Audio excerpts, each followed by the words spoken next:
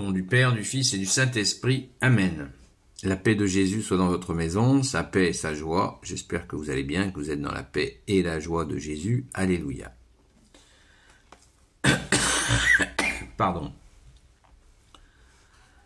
Saint Évangile selon saint Marc, chapitre 10, versets 17 à 27. Jésus et l'homme riche. Comme Jésus se mettait en route, un homme courut au-devant de lui. Il tomba à genoux devant lui et l'interrogea. « Bon maître, que dois-je faire pour hériter de la vie éternelle ?» Jésus lui répondit. « Pourquoi m'appelles-tu bon? Dieu seul est bon, nul autre que lui. Tu connais les commandements, ne tue pas, ne commets pas l'adultère, ne vole pas, ne porte pas de faux témoignages, ne prends rien autrui, respecte ton père et ta mère. » L'autre déclara, « Maître, tout cela je l'ai observé depuis ma jeunesse. » Alors Jésus le fixa du regard et l'aima. Et lui dit, « Une autre seule chose te manque, va, vends ce que tu as et donne-le aux pauvres. Tu auras ainsi un trésor dans le ciel, puis reviens et suis-moi. » L'homme fut très heurté par cette parole, car il avait de grands biens. Il s'éloigna, fort triste. Alors Jésus jeta un regard sur ses disciples autour de lui. Il déclara, « Comme il est difficile à ceux qui ont de l'argent d'entrer dans le royaume de Dieu. » En entendant ces paroles, les disciples furent déconcertés. Mais de nouveau Jésus leur dit, « Mes enfants, comme il est difficile d'entrer dans le royaume de Dieu. Il est plus facile pour un chameau de passer par le trou d'une aiguille que pour un riche d'entrer dans le royaume de Dieu. » Les disciples étaient complètement déroutés et se demandaient les uns aux autres, « Qui donc sera sauvé ?» Jésus les fixa du regard et leur dit, « Pour les hommes c'est impossible, mais non pour Dieu, car pour Dieu tout est possible. » Merci Jésus pour ta parole, alléluia. Cette question des riches, elle revient souvent dans plusieurs récits d'évangile. Jésus nous en parle. Les riches. Jésus dit aux riches qu'ils ont déjà leur récompense.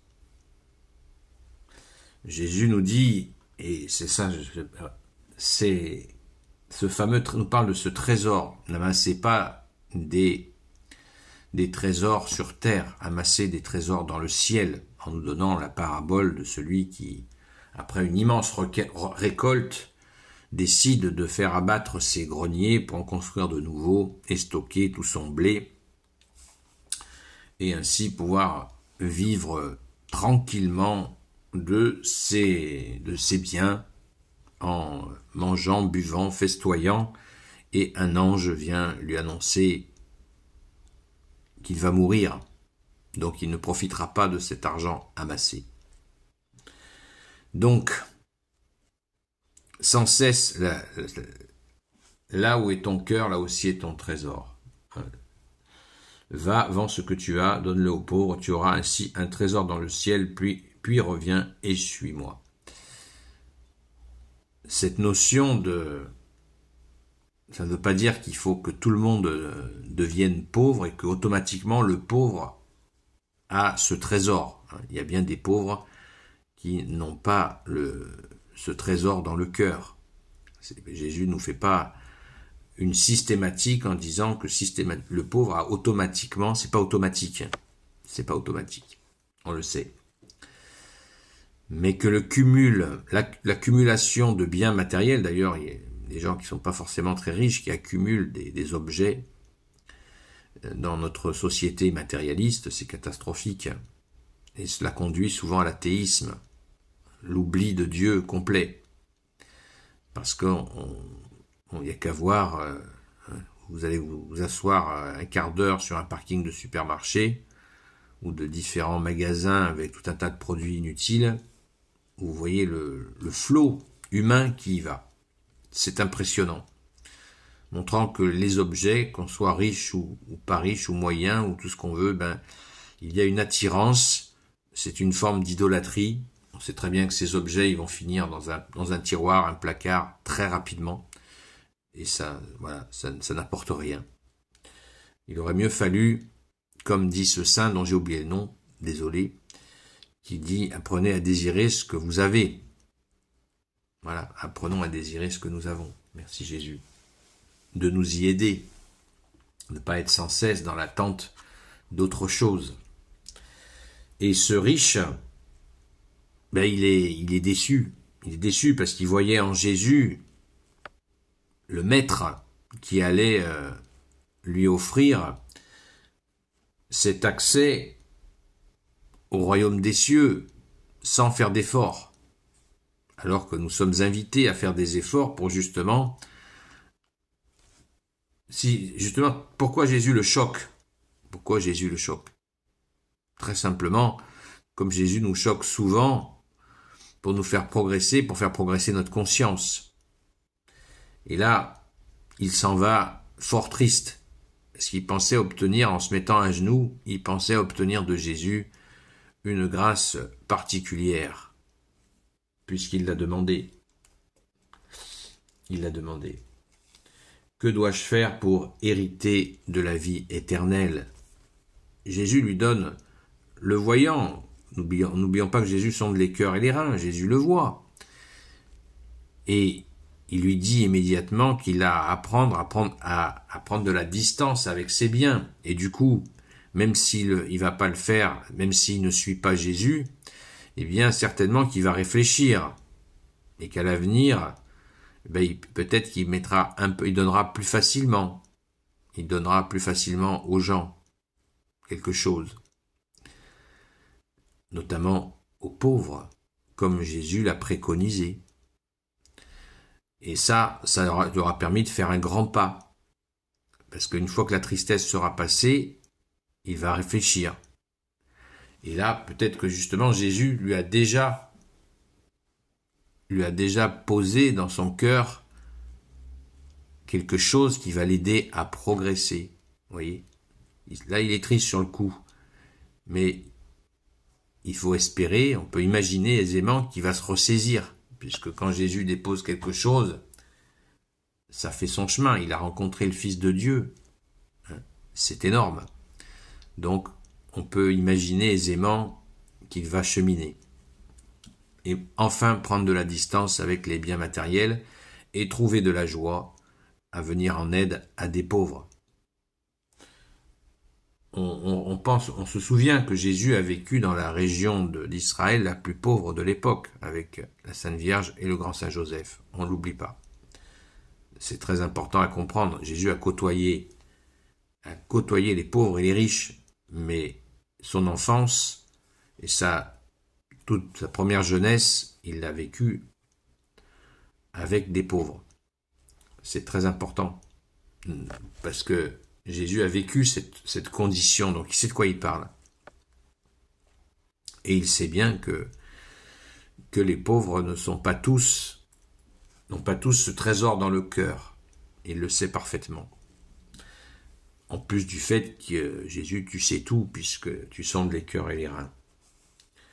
Alors cela bouleverse les apôtres, ça c'est la séquence suivante. Les apôtres sont sciés.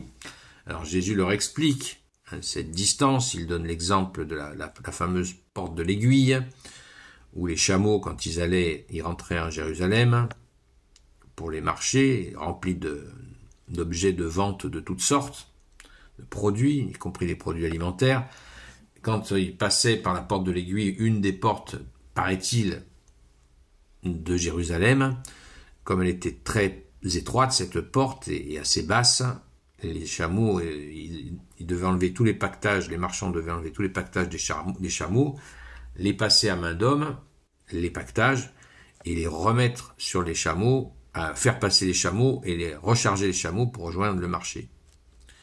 Donc ça voulait dire, voilà, se décharger pour entrer au royaume des cieux.